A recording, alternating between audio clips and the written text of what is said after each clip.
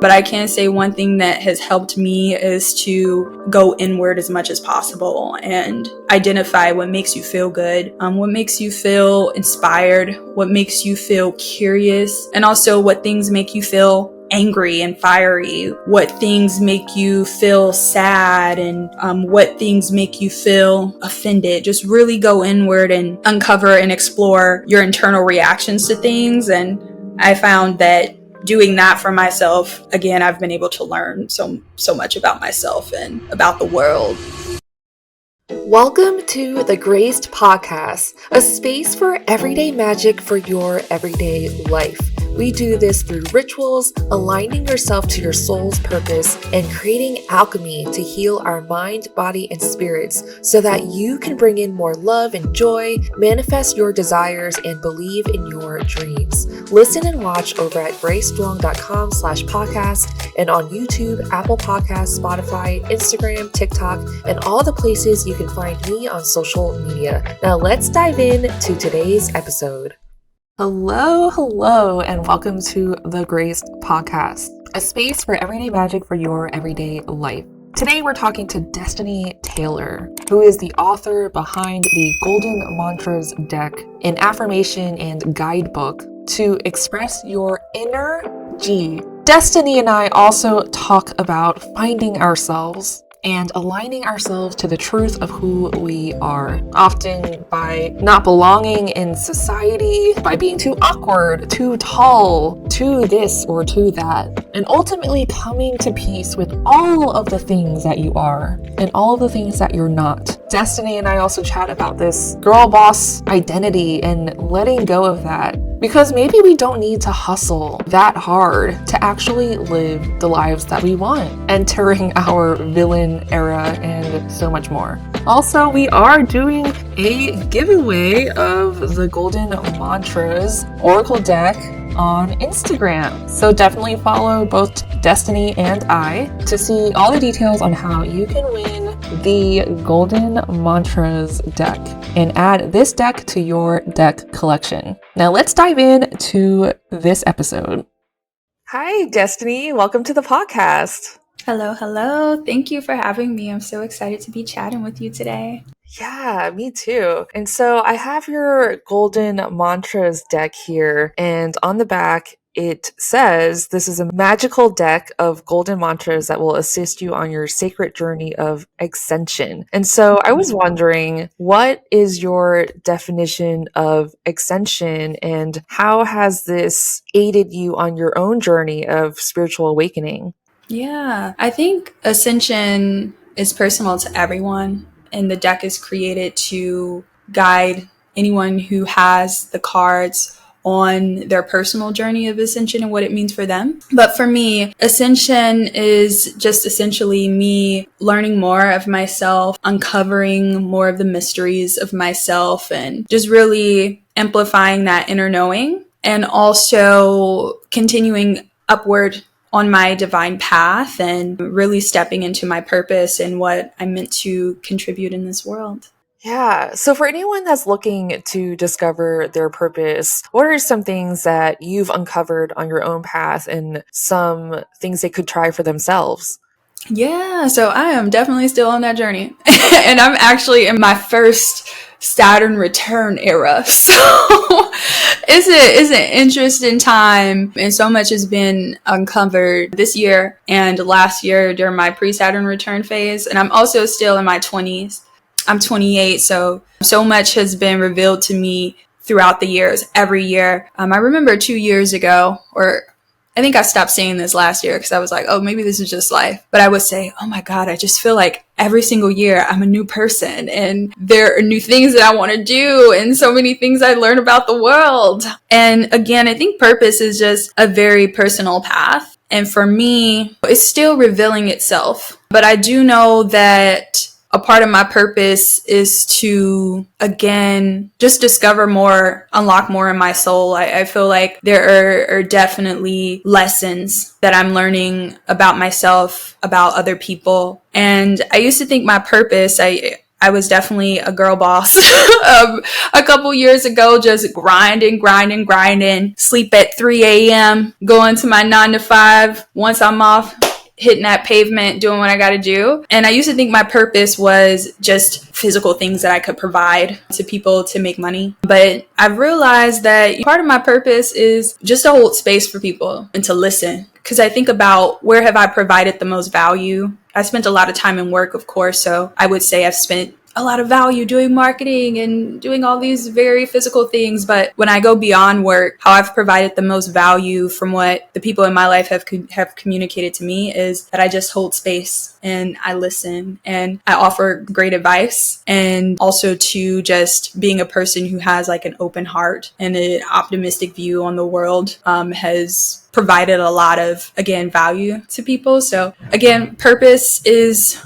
still unraveling. And for anyone who's asking or wondering how can they uncover more of their purpose, I don't think that I'm in this space to really give advice or wisdom on how they should personally do that. But I can say one thing that has helped me is to go inward as much as possible and identify what makes you feel good, what makes you feel inspired, what makes you feel curious, and also what things make you feel angry and fiery, what things make you feel sad, and what things make you feel offended. Just really go inward and uncover and explore your internal reactions to things. And I found that doing that for myself, again, I've been able to learn so much about myself and about the world, and redefine success and how I bring value to people, and of course, purpose.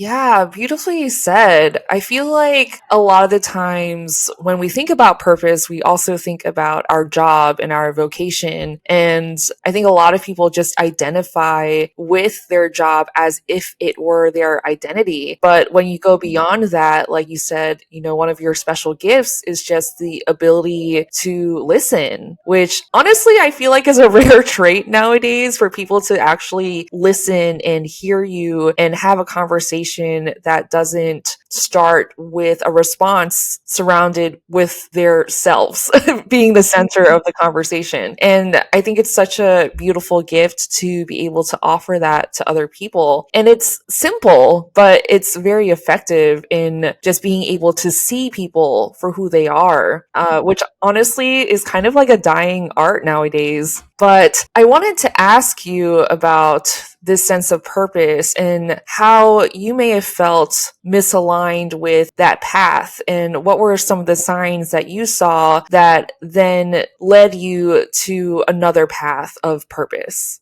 Yeah. I was just thinking about this the other day, where there were moments in my life where, particularly, there have been 3 moments in my life that have rerouted my direction and how I view myself and what I have to contribute to the world and my purpose. The first was when I was young, when I lost my younger sister. Up until that point, I believe I was 13. My purpose was just to be there for her and to nurture her. And I remember when I turned 13, I believe I was that age, I was wanting to step into a different part of me, and I didn't even know where to start. And it wasn't until, unfortunately, she passed away that I was able to venture off to a path for myself, because I was raised by a single mom and my grandmother, and I had 3 sisters. So it was 4 of us. So it was a lot. And I spent a lot of time taking care of my younger sister, and also just being a sister and being a listener for my mom. So there was that. And then from middle school to high school, I've always had a love for the arts and expression. And I sort of broke out of my comfort zone and just started singing a lot more. I've always been a singer. I played the violin since I was younger, but got into show choir and musical theater and just theater in general. And graduating high school, I would have told you for sure, oh, I'm supposed to be a musical theater artist. I need to be on someone's stage. I need to be in New York. And this is going to be my life. And then my freshman year of high school, I went to a school that had a pretty good musical theater program, and I just could not get in. And it was difficult because I had auditioned for all of these schools, to get into musical theater before I went to college. And the school that I went to was a school that I didn't get get into their program because that was the only one I could afford. So I went there and I had just planned to audition and get in, but I just couldn't get in. And there were other things that didn't align within the program. I wasn't too fond of the people and the environment. I didn't really feel comfortable. The vibe wasn't really right. So from there, I told myself, okay, it's time to pivot. This is not your purpose.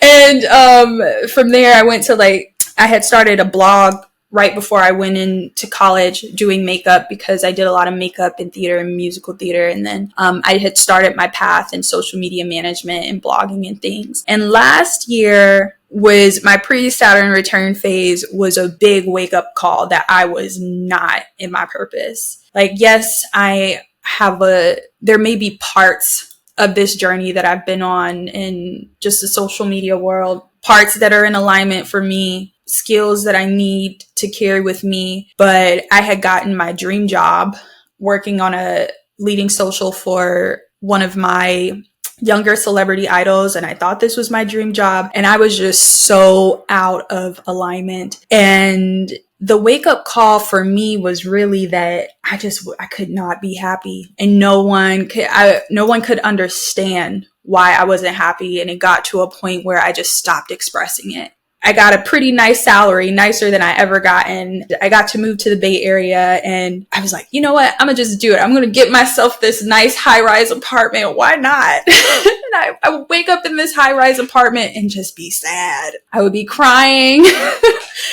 And it just got worse and worse and worse and worse. And when I say it got worse and worse and worse and worse, I mean that I just started to just kind of go numb a bit. I wasn't as excited about things. I began to view the world through this. I lifted off my rose-colored glasses, which I like to wear them a little bit because it just keeps life whimsical. But I took them off and I was just dull and not vibrant. And people closest to me would just be like, what's going on? I know you to be just very vibrant and expressive. And I was also reactive and just slightly aggressive sometimes. So that was a major moment for me in realizing that it's time to make a pivot. The thing for me is I had known for a while, but I just kept going down this path. And when I say a while, I've known for 3 years that I was ready for a new transition, but things were going so well down this specific path for me so quickly that I just wrote it and was like, maybe it's just, I didn't really listen to myself. I thought that maybe I was being ungrateful. But last year I realized, I should have listened to myself and just acknowledged it more. I don't know what steps I would have taken, to be honest, but I wish I would have acknowledged it more. That was a very long answer to your question, so I hope I answered it. Yeah, so I'm hearing many things. Saturn return, for anyone that doesn't know, starts around the age of 28 or so, and is when Saturn returns to the exact placement of where it was in your natal chart. So sometimes people might feel the effects of Saturn return even a little bit sooner. I think for me, it's the effects started a little bit sooner, and I still feel like I'm feeling the effects of my Saturn return, which supposedly ended a year or so ago. But what I'm hearing also is that for your journey, you got your dream job and everything you thought externally was what you wanted. And then when you finally received that, you realized that it just wasn't what it was all cut out to be. And sometimes I think a lot of us, because we were conditioned to believe that these external things would make us happy, that once we finally get them, it's not necessarily all that there is to be. And something that I really believe in is that inner reflects outer. And so to continue on this path of the inner unfoldment, what have you found to have changed for you? And did anything from Saturn bring you to an end with this job? Because sometimes I feel like with Saturn returns, it can be quite dramatic because it's the teacher planet and it can kind of feel like, it comes out of nowhere. So I'm wondering, how has that gone for you so far? Yeah. The dramatics were there, honey. I'm a Scorpio moon. I'm a Pisces sun. And I believe my Mars is in Leo, so I'm just and my Jupiter is in Sagittarius, so I am dramatic. when anything happens, it's big, it's bold, I feel it. But some of the inner revealings that came to me is one, just how important relationships are to me. That's something that I put to the wayside for many years, was a loner all throughout college. I made it a point to make friends start to develop sisterhoods post college, but still I was very much a workaholic. Work came first before everything, before my friends, even before my family, which is sad to say. So one thing I realized is just how important my relationships are to me and how I feel more grounded when I make sure that I have these conversations with the people who I love and care about and who love and care about me. And to not just share what's going on to me, but also to just be there for them, hear what's lighting them up, and be able to be a resource to them. That means so much to me. And I didn't have that. I had become so distant from my friends, my family. I moved to a new city, so I had no friends. Also, I didn't really mesh well with career relationships as well. They were very surface level, and I kept them that way for a reason. So that was the one thing. And also, I realized that I'm not really a girl boss. Like, I'm not a hustler. Like, I am a person who works smart. I'm strategic, and I like to be determined, and I like to put effort into things, but I don't really like to work all night, all day. And that's a flow that I got into out of survival, based off of where I come from. And the idea that working hard will get you to where you want to go. So I had adopted that, and I worked so hard, and it served me for a while. But I realized, okay, you're at a place, you've learned a lot, you've done a lot. Now it's time to really pour into these other areas of your life. You've built a lot of momentum. Trust that God and the universe, they're there with you. They feel all this energy. They're moving it around for you. Be strategic with how you move and work smart. You necessarily don't need to work hard. So that's what I learned about myself, which is something that is difficult for me to sit with. I've spent so much of my time recording videos, editing videos, learning things, going to network, working. And now I just have so much time to myself of, okay, how are you going to spend this time, and how are you going to be fulfilled with how you're spending your time? And I'm still breaking down that thought of, you don't have to fill your time with work or doing things that you feel will directly attract monetary value for you to feel like you have a life that's worth living. I said this the other day to one of my friends. I don't want to chase a life that I'm living right now. Like, I want to live this life. I want to be present, and I want to be grateful and just enjoy everything around me. So those have been my larger inner learnings, and I feel my best when I'm doing yoga. And I feel my best when I'm in my community women's circles, and when I'm doing sound baths, and when I'm doing things that I feel is led by spirit and is really grounding. That's really beautiful. And I feel like a lot of times, because I can so relate to being a workaholic and working all the time and really valuing that with the time that is like contractually given when you're doing something. And so I love this idea of this inherent value in just being yourself and just being present with what is in front of you. For anyone that feels like a loner, because I feel like that's a common thing when you don't feel like you belong, or you feel like you're not from this planet, or all of those things that can make us feel different. What are some ways that you found commonalities with other people, especially because it sounds like for a while you didn't seem to value relationships so much, but what was that shift for you, and how did you learn to cultivate those relationships? Yeah. So it's a lot to unpack. I'll try to be light. I'm a speaker. I can talk all day. We'll be here all day and night. But I first want to say that I still very much feel, I don't want to say a loner, but I still very much feel in certain ways sort of othered. I definitely identify with being a starseed. So much so where even through my spiritual practices, and I just said this out loud for the first time earlier this month, I believe, because I was nervous to say it to my people, but I was saying, like, I just said, I don't really feel as close and rooted to my ancestors that are still attached to this earthly plane. Like, I very much feel that my closest ancestors are, that's all I can say. Like, they're somewhere, they're somewhere else.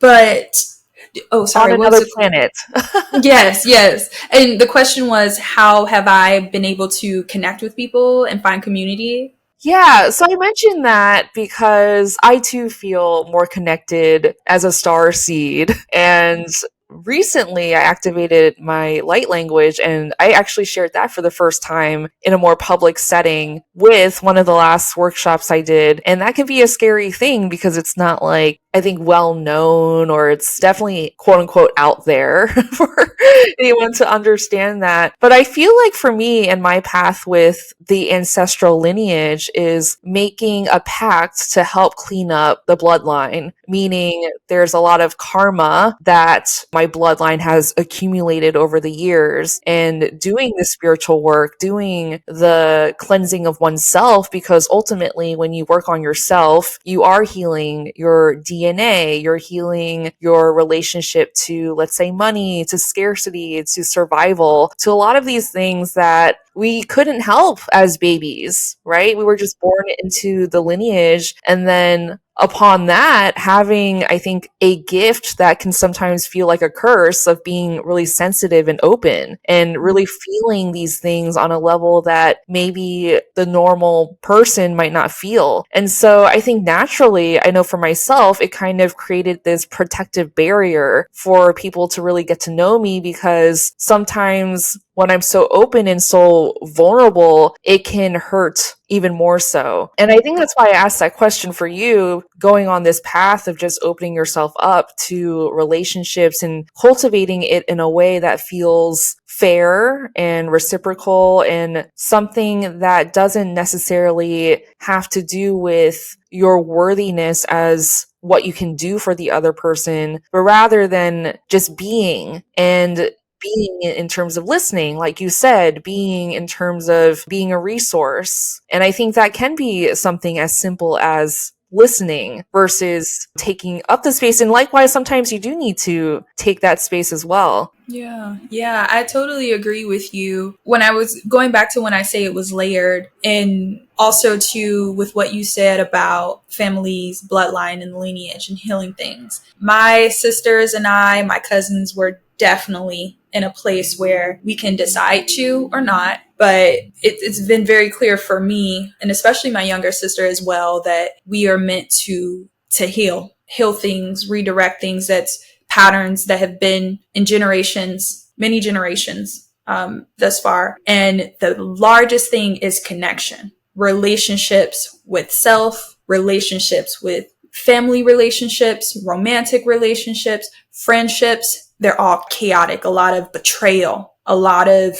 distrust, a lot of deceiving. I've seen some crazy things, some horrific things I shouldn't have seen with my mom and her friends, and just all of the heartbreak. So I grew up actually not really knowing how to connect, even with my own family. My closest friend was my younger sister. I didn't really connect too well with my other sisters or my cousins. Oh, I connected really well with my grandfather, and didn't really connect well with my mother as well. So me being a loner sort of just was something I just stepped into. I felt different in my family. I was always the tall, awkward one, the chocolate one. I don't know how, but I was somehow ended up being taller than my grandfather. At some point, I was just always tall.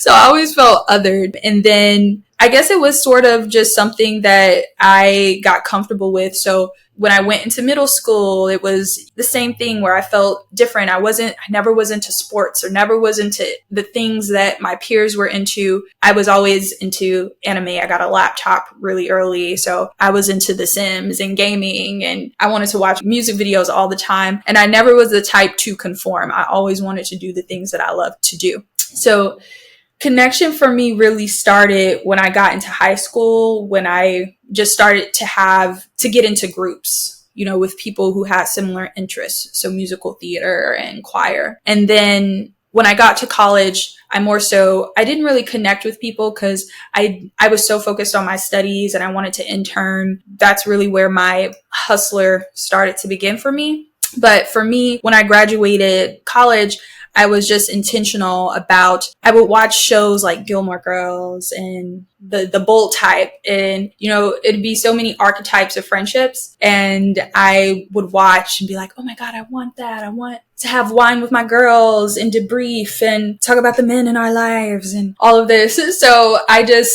knew what I wanted. I had that vision. I just opened myself up to being able to connect with people and to have those experiences, and I haven't turned back. I wasn't as strategic. Maybe it took me some time to open up about certain things, but I felt comfortable with myself to be open and sharing and receiving for the most part. And I think that's because I had been on social media and sharing for so long. So I just had this openness about me. There have been people who I've connected with where it didn't work out. There's been times where I wouldn't say I've been burnt, but I've been hurt. But those situations didn't make me close off or decide that I'm not going to make new friends or meet new lovers and things. I just learned, take those as lessons, and I just continue to be open to meet people and connect with people. So I just to wrap it up, I think just having the vision for the type of relationships that I want, and then making a decision that I am going to attract those relationships and engage in those relationships and just be open to receiving those. It's been fairly easy for me to connect since then. That's awesome. Have you ever been curious about your tarot birth cards? Well, guess what? We have a tarot calculator on the Mystic Mondays website so that you can find out what your tarot birth cards are and what it means for you. Check it out on www.mysticmondays.com and all the other goodies we have on our website. Now let's get back into this episode. And I'm also hearing that, this theme of connection with other people really stems from this connection to yourself, because at an earlier stage of your life, when you're in that high rise and feeling disconnected from self, I imagine that then extended outward into feeling disconnected from other people. And so yeah, that's kind of like the relationship it's just starting with yourself and having that relationship with yourself first. And I'm wondering how you have allowed your relationship to self to flourish and what that looks like nowadays. Mm-hmm. My biggest relationship with self, what it's looking like these days, is just listening and defining things for myself, defining what I want and setting boundaries. So the situation in the high rise was really that I had no boundaries. I said yes, I will move. I want this job. Yes, I will move to this new city. Yes, I will work till whatever. I never really said no to things. And that's essentially why I was not happy. So now in this point, it's just listening to myself and not feeling bad about it. Cause I can tend to be a people pleaser. I can tend to want to be pleasant and kind all the time. And also too, at a point in my life where I was breaking free and breaking into myself, someone really close to me who was like a parental figure would call me selfish at times. I was like 23, 20, 24. And there's no way I could be selfish at that time. I'm stepping into myself, growing into myself, learning about boundaries. So hearing that made me feel that if I make a decision for myself that wouldn't make other people feel good, it's me being mean or me being unkind or again, me being selfish. So again, the relationship with self is giving myself permission to just acknowledge what I want, acknowledge what I don't want, and allow myself to acknowledge the space that I hold in this world. And a part of me holding space in this world is to have my own tastes, my own flavors, my own wants, and my own desires. And just as long as I'm not hurting anyone, it's totally okay for me to make a decision for myself that may not necessarily serve what someone else wants for me. So I would say that's a big thing for relationship with self. A lot of, again, acceptance, a lot of just allowing myself to be free. I'm going with that people pleasing. Also with the way that I grew up, I was rewarded whenever I would do something that was good, was phenomenal. So I've always felt like, oh, I need to be perfect. I need to be the best friend, the best colleague, the best employee, manager, etc. All these different, the best neighbor. And I suck at being the best in a lot of things. So that doesn't really serve me at all. So really just breaking down that thought as well. Like you don't have to be perfect at anything. Just do your best, show up 80, show up 120%, whatever you can do. Just know you did what you had to do, and just know you did what you could do, and you showed up how you could, and that is totally okay, Destiny. So that's my relationship with self and how it's evolved. Yeah, and I feel like throughout all of that, there is a sense of just coming home to yourself. Because I think a lot of times when, I can identify with actually a lot of what you're saying. I used to play the violin. I used to be the tall, awkward girl in 5th grade. I was either never enough somehow. And I think that guides, at least for me, guides you back home to yourself of what is your truth. And I think a lot of times with people pleasing is that sometimes to get the attention or that approval from someone else, sometimes it does involve this self-betrayal of what your own boundaries are or of what you really want in a situation. And I think for me, and part of my Saturn return, the lessons were to really identify what my own needs are. As a recovering people pleaser, it's always like the intention is put outward for that other person's best interests. And I think sometimes the hardest part is even identifying and learning what your own best interests are, especially if that voice hasn't been cultivated. And I feel like when you come from that place of having boundaries, of knowing what you will and won't put up with. So nowadays, I have a very low tolerance for drama. I just cannot, it's not on my frequency or my vibration. If I get a hint of that, I'm like, no, no, no, no. Like an affirmation I wrote out for myself is peace is my priority. Mm-hmm. I love that. Thank you. And I feel like sometimes people are drawn to that chaos because it makes them feel alive. Stimulated. Yeah. Yeah. Yes. I totally feel you. I cannot lie. I've always been a pretty peaceful person for my life, but whenever I get those moments of like, ooh, I'm angry, it feels good. It's like, ooh, this is sparky. It's adrenaline rushing. But I suck at being in drama as well. I crash really quick. So I'm definitely there with you. I'm predicting when drama will come down the line. So if it is in alignment, I got to fill it out sometimes. But the moment I know, like, it's not aligned, you're not okay with this is who you can become, if you get angry, this is what will happen, I just don't even engage. Drama prevention. Yes. Everyone needs a manual for that.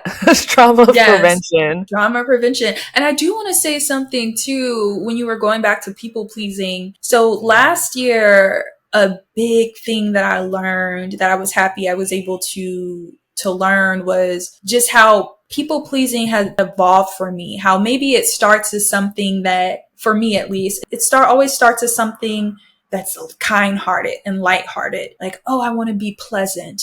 I wanted to provide value. But then for me, people pleasing can come from a sense of selfishness. Like, I need to please this person so I can feel seen, need to feel this person so I can feel validated, which when I say that, I do want to say, I think everyone needs validation from anything that they're pouring into. That whole, you don't need validation, you get it only from yourself, is a lie. That's one thing that I will say out loud, because if you're in a space and you don't feel appreciated, loved, all of this, you're not going to feel good. But anyways, I digress. But yeah, then it goes into that, and then I just get really antsy and get away from myself. And then it gets to a point of where it's selfishness, because at this point, I'm not really tapped in. I'm not even really grounded to understand what will bring this person pleasure. So I'm just guessing what could bring them pleasure versus being grounded and being present and really seeing what they need from me. And then I'm just trying to provide all these different things that they absolutely don't need. And then from there, it just continues to unravel and unravel and unravel and unravel.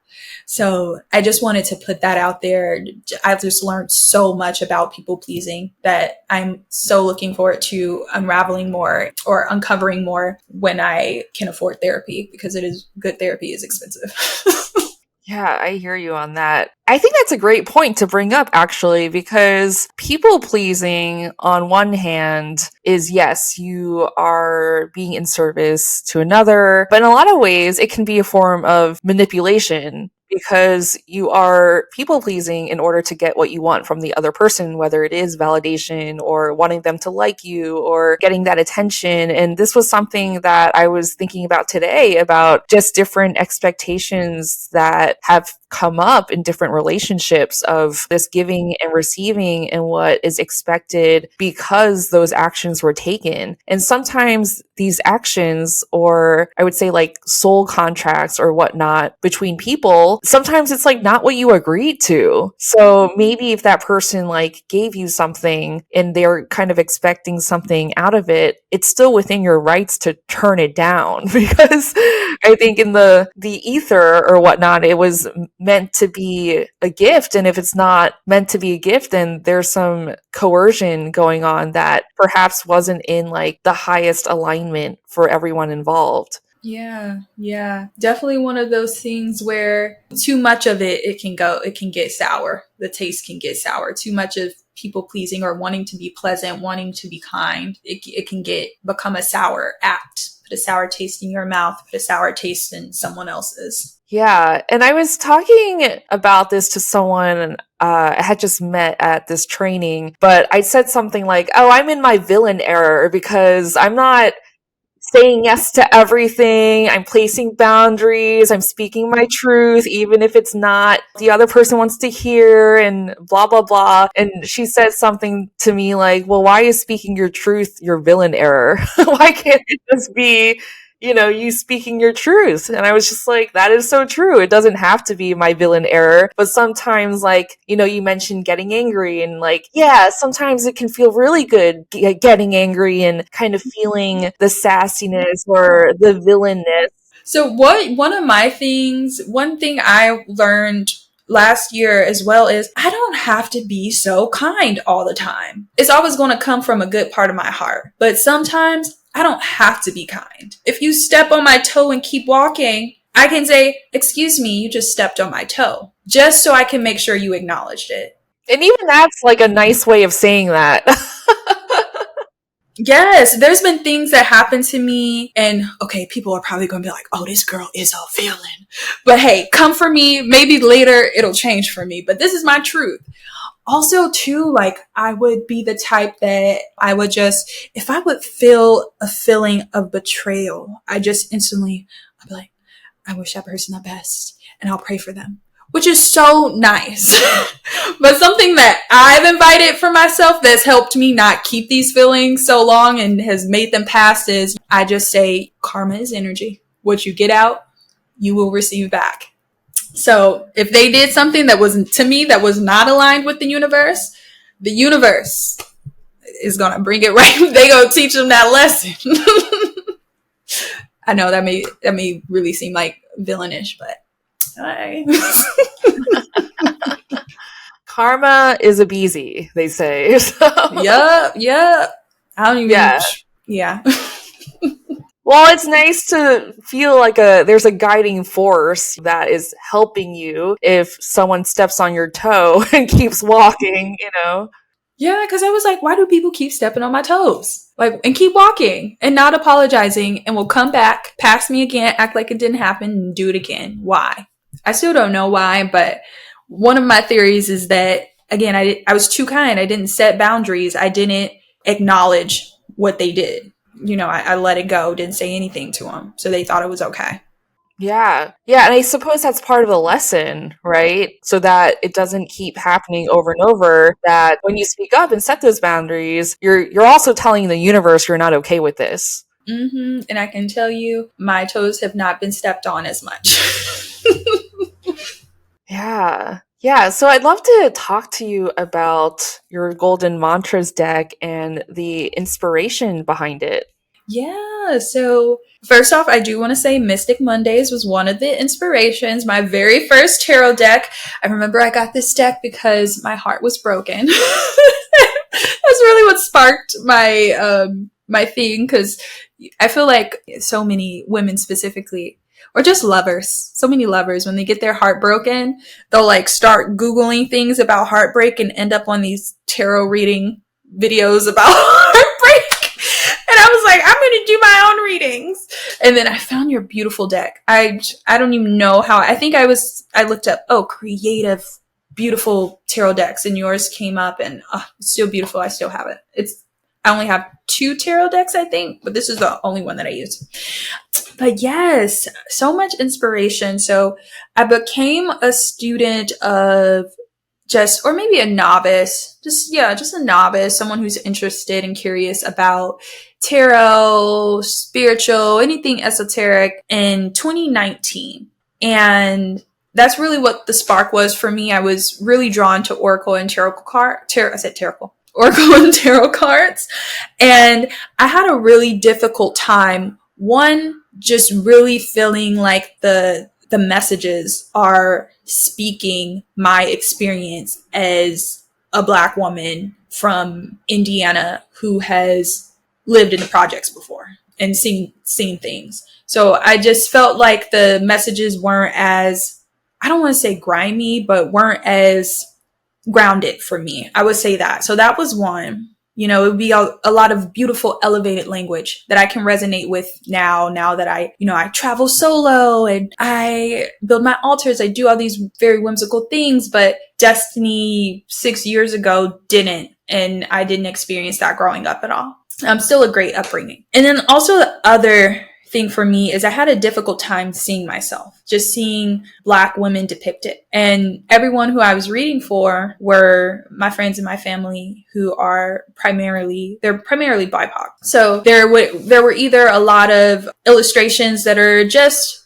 figures like yours, which is really beautiful. And also one of the reasons why I was drawn to your deck, because I felt like it was so universal. It would either be that or it would be a white woman or a white man. So at that point, I told myself that I would love to create a deck one day that has language that would speak to me and speak to the people that I love, but also would celebrate myself and the people who I love in the illustrations. I definitely was not ready to create a tarot deck, so I just put that in my back pocket.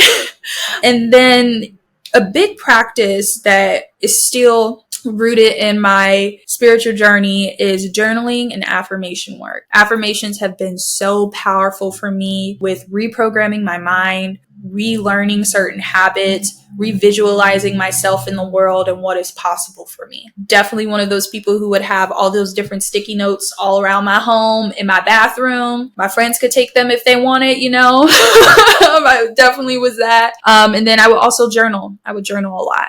In 2019, it was the start of the pandemic. I had decided that, I wanted to, the world was crazy. The internet was crazy. We were all separated. And I've been a creator, creating things and providing them to the community since 2013. And that was very much in my nature and still is. But I wanted to, for the first time, create something physical that my community could invite into their homes and they could make their own. And that was really important to me, especially with this being a spiritual work, because this was during the time when it's not as popular now, but we would just see different text slides telling us what we need to do and what spirituality is and how we need to feel. So I wanted to, again, create something that's universal, that people can make their own outside of the internet. So I decided that I was going to do an affirmation deck. And yeah, everything just made sense. It was the start of Black Lives Matter movement, being very stimulated with the unjust murders. I was like, this is just really the time for it. Really, really just time for me to provide something for my community. So yeah, I got my journal. I pulled out my favorite affirmations and I connected with Kat Willett, who is the beautiful illustrator of Golden Mantras, who just really did her thing. Reached out to her, or I was on the girlboss forum when it just started, going back to my girlboss era. Sophia just launched the girlboss forum, and I just put out a text and a call out looking for illustrators who would like to work with me in creating a card deck. And Kat, she had a background in tarot, and she reached out. She's an amazing illustrator. She had no business working with me with the budget that I had, but spiritually we were aligned. And now we were able to republish this deck together. So, yeah, that's how it started. This was the first, I know we're on audio, but for video, this was the first version that we did. It's just a little square pocket of affirmations. And now we expanded it into something that's more of a traditional oracle deck. Beautiful. Yeah, I actually pulled a card for myself this morning, which says, I attract success and new opportunities effortlessly. So, yeah, I was like, that resonates. Yeah. So yeah, it's 52 mantras, and well, they're affirmations, but I call them mantras because I sing them. I chant them. A big part of the women's circles that I'm in, we speak out affirmations, and then we'll pull an affirmation, and then we'll sing it all together. So it very much becomes a mantra. It very much becomes something that is more in movement. So yeah, 52 mantras, and then there's a guidebook, and each card has a dedicated page where it gives more insight on the affirmation. So in light of a traditional oracle deck, and then there's a journaling prompt to further explore the theme for yourself and how it relates to your life. Amazing. I definitely want to try chanting this mantra over and over again. Yes, it's so fun. Pat your hands. Sometimes I would turn on lo-fi beats. I would just even sing it like an R&B singer. It's real nice. Just gets it implants it. For me, it really plants it in my brain, and it just feels like a full body thing at that point versus just words. Yeah, absolutely. I feel like reading it and taking it in is a form of, integrating that information. But there's something about using your body also as a divine vessel and tool to really feel it, to sing, like you said, or to dance with it. Or, a lot of it's just reprogramming your mind for more positive thoughts to come through versus the patterns of whatever else can be spiraling in there. Yeah. And that they work. They're so powerful. I know I meet people all the time who just feel like affirmations are words, or, oh yeah, I say them. I don't really understand why you're making them such a big deal. But I come from being a person who was an introvert. I had social anxiety. I remember my mother dropped me off at my college orientation alone, and I went in the bathroom and I cried. I was like, why would you leave me alone? And I was just so shy and just did not really believe in myself much. And now people are surprised to hear that, because I'm not afraid I'll go places alone. I'll go travel solo. I'll make friends anywhere. I'll spark a conversation anywhere. Very much believe that I can do the most wildest things in the world. And it's really because I changed my beliefs, and I changed my beliefs by just deciding what it's going to be with different affirmations, and just continuing to repeat them and by adding life to them, whether it be singing, chanting, and then going out in the world and actually living them. I would go into places and repeat the affirmations. Or if I'm at work and things are spiraling for me, I'm like, I'm at this present point in time, but I have no mistakes. God and the universe is always on time. Just keep going. Yeah. And also I feel like that's the choice of thought, right? Because we can, if you picture a fork in the road, you can choose to go down that maybe familiar path of repeating whatever thoughts are coming through. But it's by choosing, let's say, the higher road that, by repeating these affirmations over and over, you're just integrating a new belief system into your body. And it's always going to be a choice, right? A choice of your new self. like, I know earlier you mentioned how like even a year ago you're a different person now, and I can really relate to that. I'm like, even like the start of the year, I feel like I was a different person. And I feel like, because this is the work, a lot of it is integrating new belief systems and choosing that we have a choice in these matters. Yeah. And we all need our toolkit. We need a toolkit because honestly, most of the people I've met, so I can assume it's most people in the world, have had past, especially in our generation, the millennial generation, just had so many experiences in our past that have led us to develop views of the world and ourselves that don't really serve us and that are quite limiting. So it's really just, we have to add things to our toolkit just as we go on that will help us repair these thoughts and expand these thoughts. And affirmations is a strong resource, a strong practice in my toolkit that has gone a long way. Affirmations and journaling for sure. Yeah. So I'd love to talk to you about the publishing process, because I actually didn't know you self-published before going to a publisher. Like, did the publisher approach you, and did you approach the publisher, and what was the self-publishing process like? Yeah. So I've always very much been a person, even now with my agent Joan, where I'm like, hey, can we do this? Because when you publish something, for those who don't know, there's a contract, and you can't really create things that would compete with a product that you put out, just because that wouldn't really serve you. So I'm like, hey, can we put this out? And if it's like, oh, we don't have time, is there even possibility that I can put it out myself or create it myself, even just if it's a prototype? Because I'm one of those people, if I have an idea, I will not sleep at night until this thing is created. And people ask me all the time, how did you make it happen? It really was fate. It was destiny. And if anyone wants to publish anything, first, I also tell them to understand that it's very different when you create something yourself and when you do something with a publishing company, because a lot of it isn't yours anymore, which you have to be okay with that, which I was, because I don't plan to become a millionaire off of golden mantras. I created it so it could reach people. And I knew that if I published the deck through a publisher, I would be able to reach a broader audience. So I went ahead and do that. But I went from owning 100% of something to now owning a fraction,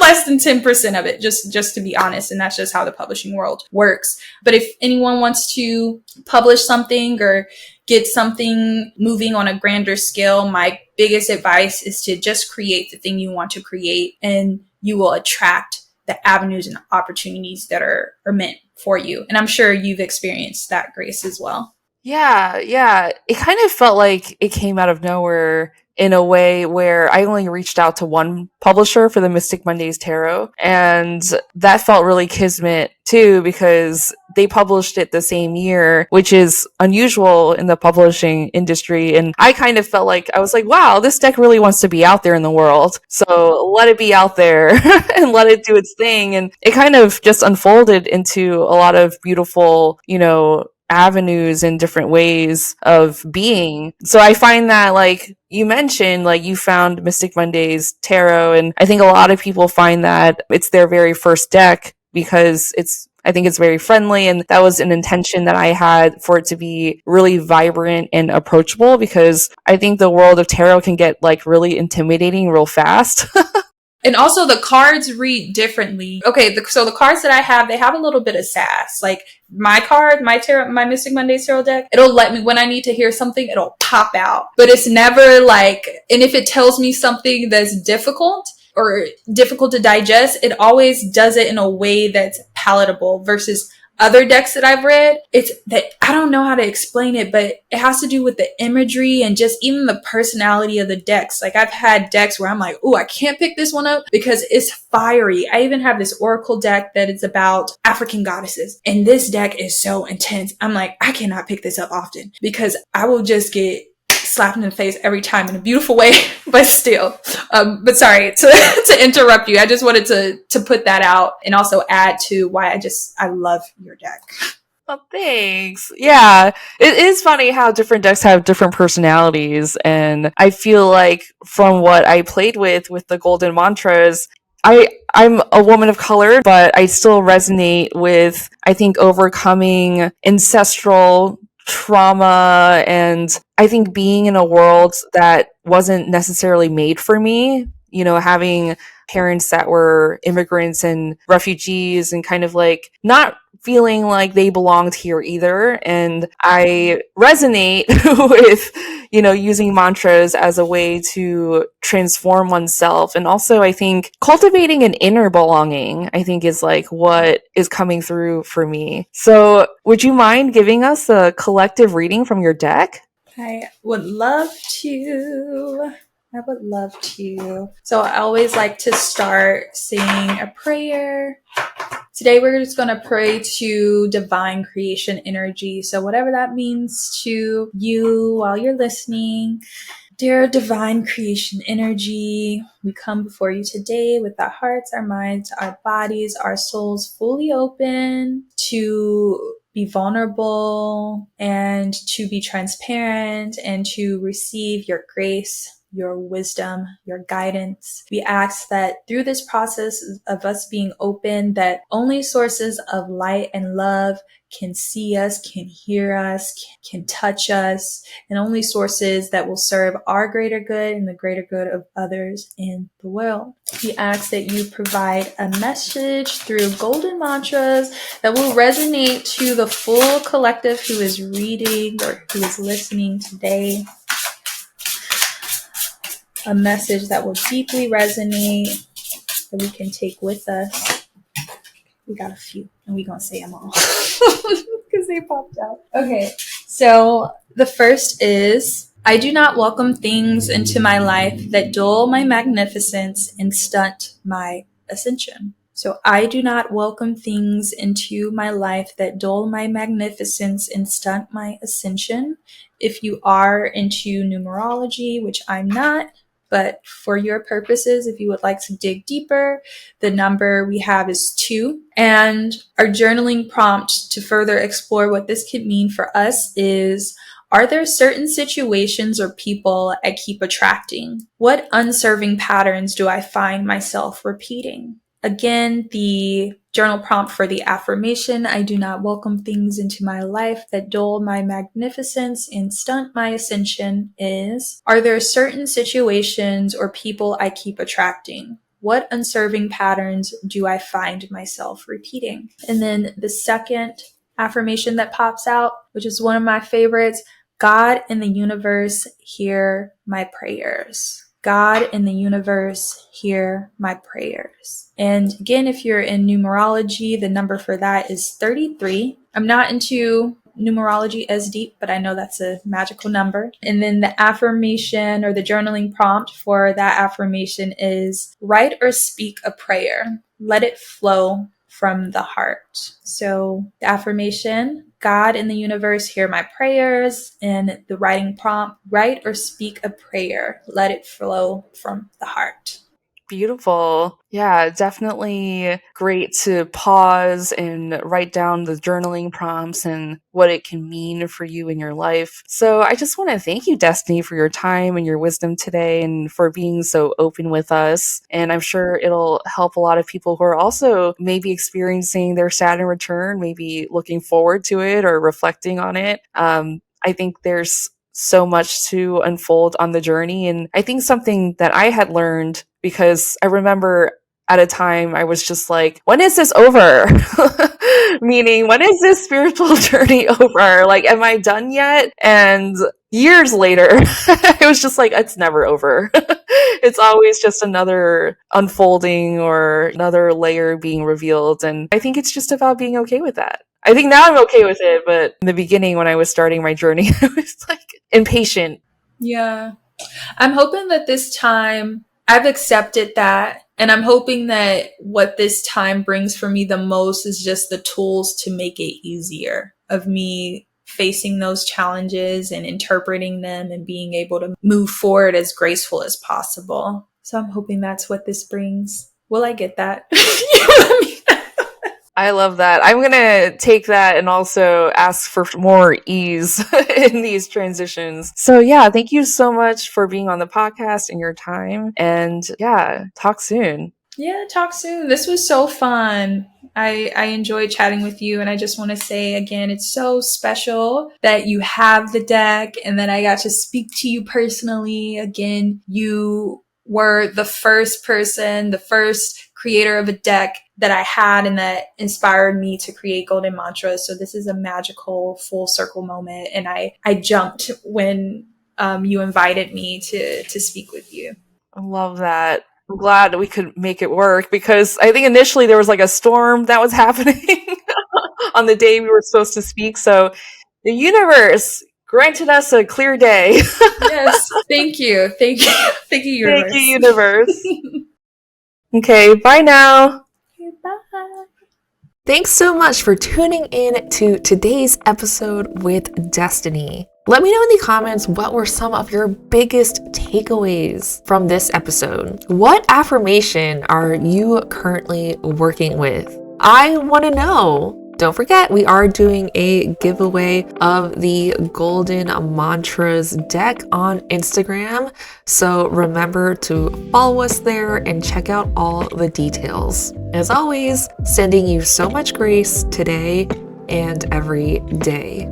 Thanks for tuning in to this episode. Remember to subscribe and check out more Graced podcast episodes for how to apply everyday magic to your everyday life. See you next time.